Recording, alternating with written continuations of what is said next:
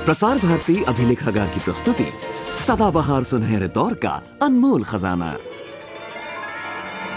बहनों और भाइयों, मेरे देशवासी बहनों और भाइयों, साथी नागरिकों, बहनों और भाइयों, बहनों भाइयों और मेरे देश के प्यारे बच्चों, संग्रहालय की गलियारों से समृद्ध साहित्य।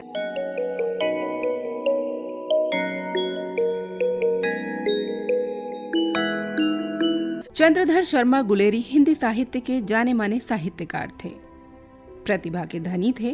उन्होंने अपने अभ्यास से संस्कृत, हिंदी, अंग्रेजी, पाली, प्राकृत और अपभ्रंश भाषाओं पर असाधारण अधिकार प्राप्त किया।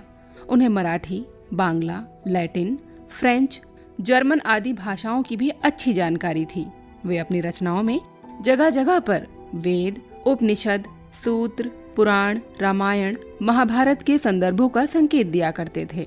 उनकी कुछ रचनाओं में भारत की जय, एशिया की विजयदशमी, आहिताग्नि, झुकी कमान, ईश्वर से प्रार्थना, उसने कहा था, सुखमय जीवन और बुद्धू का कांटा शामिल हैं। गुलेरी जी द्वारा रचित कहानी उसने कहा था को 1960 में इसी नाम से बड़े पर्दे पर लाया गया था। इस फिल्म के निर्माता थे बिमल रॉय और फिल्म में सुनील दत्त और नंदा ने मुख्य भूमिका निभाई थी। आइए सुनते हैं चंद्रधर शर्मा गुलेरी कृत नाटक बुद्धू का कांटा का संपादित संस्करण। ये तब की कहानी है जब विवाह माँ बाप तय करते थे और वर वधू एक दूसरे का मुंह विवाह के बाद ही देखते थे।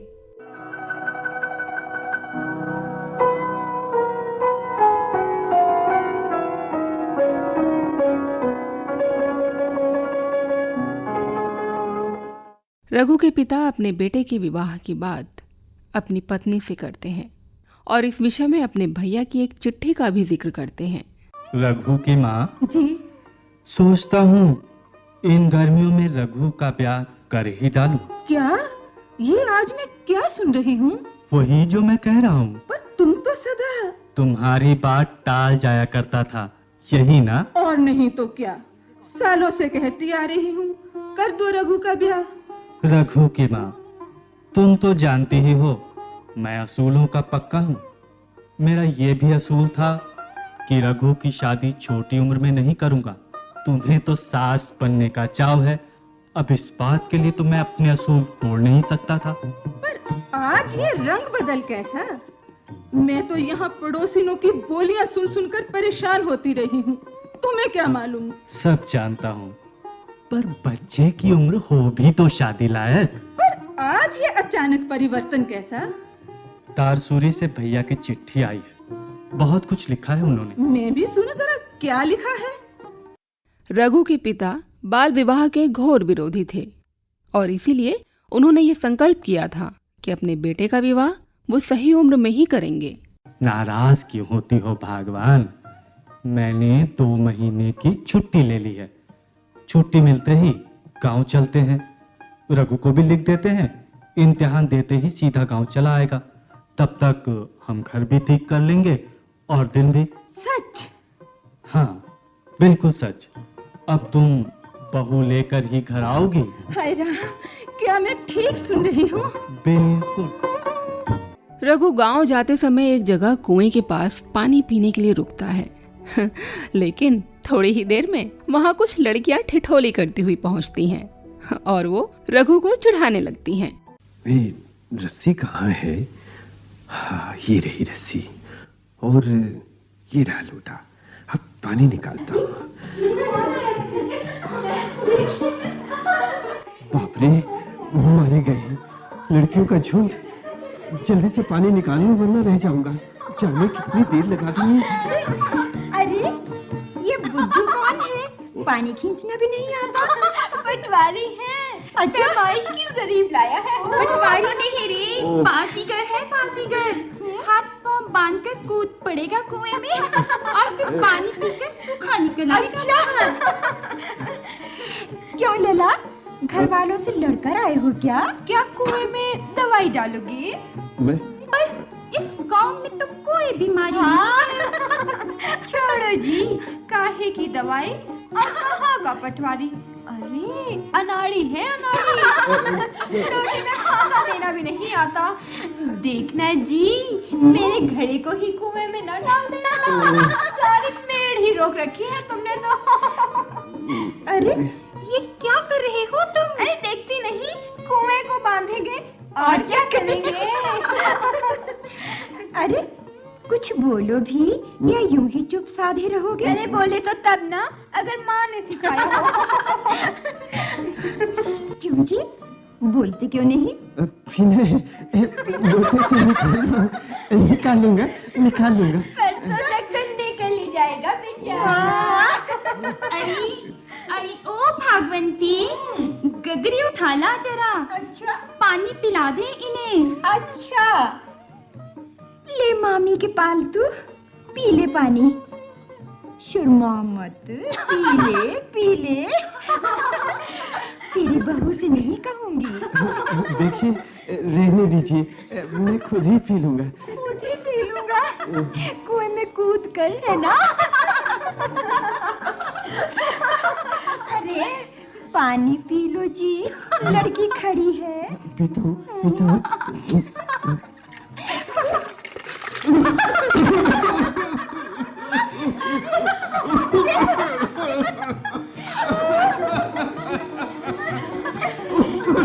खांसी आ गई। अरे बेचारा, रहते कहाँ हो जी? आगरे। अच्छा, मैं प्रयाग में पढ़ता हूँ, वहीं से आ रहा हूँ। अच्छा जी, इधर कहाँ जाओगे? मैं अपने गांव जाऊंगा। गांव? मैं बाबू शोभाराम जी का लड़का हूँ। अच्छा, तुम्हारा ही ब्याह है? जी हाँ, ब्याह है। चलो रे चलो, आओ बादशाह, देर हो रही है। आता हूँ लाही। क्या बात है बादशाह, पसीना पसीना हो रहे हो? क्या पूछते हो लाही, लड़कियां थी कि चिंगारियां? तुम शर्मीले हो ना बादशाह, सोने मौका मिल गया। रघु घर पहुंचकर खेतों में घूमने निकल पड़ता है, जहां भागवंती उन्हें खूब चिढ़ाती है। देखिए, अब चुप क्यों हो? मुझे विराट जी में यही इलम पड़ा है। मुझसे भूल हो गई। मुझे पता नहीं लगा कि मैं क्या कर बैठा। मेरा सिर ठिकाने नहीं था। मुझे चक्कर तो अभी और आवेंगे। सुनो जी, स्त्रियों पर हाथ नहीं उठाया करते। देखिए, मैं बहुत शर्मिंदा हूँ। क्या नाम है तुम्हारा? भागवंती। हाँ, याद आया। रहते कहाँ हो? मामी के पास, वही जिसने कुएं पर तुम्हें पानी पिलवाया था। अच्छा, तू मुझे चिढ़ा क्यों रही थी? तुम्हें आदमी बनाने के लिए। पर तुम्हें जो बुरा लगा हो तो? नहीं, बुरा नहीं लगा, पर तुमने कितना चिढ़ाया था मुझे। अरे शीशा और कंघी बाल बन रहे हैं। ये क्या कंघी और शीशा नदी में फेंक दिया। अभी निकाल के लाता हूँ। बाप रे, पानी में गिर गए। ठहरो, मैं निकालती हूँ। ठहरो। हाँ, ऐसे। आजाओ। हाँ, बच गया। ठहर तू। काटा। सुनो, तुम्हें एक सलाह दी जाती हूँ। क्या? कल से नदी किनारे मत आना। क्यों? नदी में गोते खाओगे तो बचाने वाला भी कोई नहीं मिलेगा। सुनो, अब कोई मुझे बचाएगा तो मैं पीछा भी नहीं करूंगा, गाली भी नहीं सुनूंगा। इसलिए नहीं जी, मैं तो इसलिए कह रही हूँ कि मैं आज अपने बाप के घर जा रही हूँ। अच्छा, कहाँ है? वहाँ जहाँ अनाड़ियों के डूबने के लिए कोई जगह नहीं है। अच्छा, तब तो वहाँ चिढ़ाने वाली के लिए भागने को भी रास्ता नहीं होगा। यहाँ कौन से तुम्हारे हाथ आ गई हूँ जी? आई क्यों नहीं, पकड़ तो लिया है मैंने। कांटा ना चुभता तो चाहे तुम पिराग जी तक दौड़ते, मैं फिर भी हाथ ना आती। कांटा? कैसा कांटा? ये देखो ना। अरे बाप रे, इतना बड़ा कांटा। लाओ मैं निकाल देता हूँ। नहीं, रहने दो। ओए माँ रहने दो। बाप रे, लहू बह रहा है। ठहरो ठहरो। अरे ये क्या, कमीज फाड़ डाला? लाओ पट्टी बांधो। ये बनेगी पट्टी। सुनो, कांटा निकाल कर कोई एहसान नहीं किया तुमने। अच्छा, जाओ अपना रास्ता लो। ये कांटा मैं अपने पास रखूंगा, आज की घटना याद रहेगी। अच्छा जी, दिखाओ तो मैं भी देखूं कांटा। ये देखो। सुनो, अब ये कांटा मेरे पास है, चले जाओ घर। अरे कांटा देखो, कांटा तो देती जाओ। चले गए। भाग्यवश रघु का विवाह भागवंती से ही संपन्न हो जाता है और घूंघट उठाई की रस्म के बाद दोनों एक दूसरे को देखकर चौंक जाते हैं, क्योंकि दोनों इस बात से बिल्कुल अनजान होते हैं कि असल जिंदगी में वो एक दूसरे के हमसफर बन गए हैं। आप? तुम? हाय मैं मर गई। भागवंती, तुम?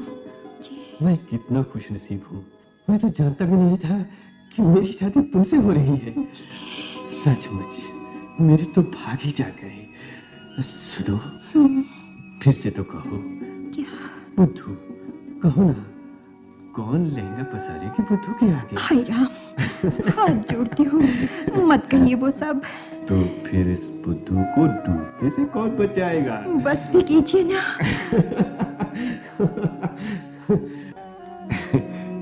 कैसी हो? तुमसे कुछ बातें करनी है। प्रसन्न तो हो? कभी मेरी याद आती है? देखो, मेरी छुट्टियां सिर्फ 3 दिन की हैं।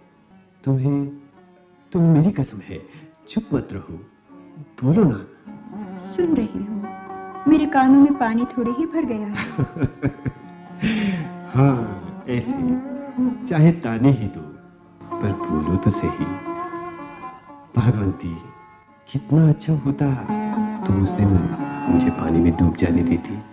अच्छा होता तुम मेरा कांटा न निकालती, तो पैर गलकर मैं मर गई हूँ। पर तुमने तो कहा था कांटा निकालकर कोई एहसान नहीं किया तुमने, सो मैं भी निकाल दूंगी। सच कहा था, निकाल दूंगी। कैसे? उसी कांटे से। उसी कांटे से? कहाँ है वो कांटा? मेरे पास। तुम्हारे पास? कब से? तभी से जब तुमने अपने पास रखने को कहा था। भगवंती, उस समय मैं अधूरा था।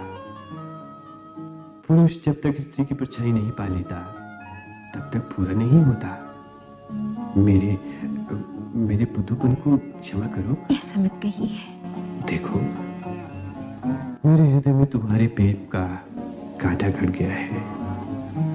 जिस दिन पहले देखा था तुम्हें, तभी से वो कांटा गड़ गया था। सच मानो, मैं तो तुम्हें पाकर धन्य हो गया। भगवंती, तुम मेरी हो। भगवंती, तुम मेरी हो।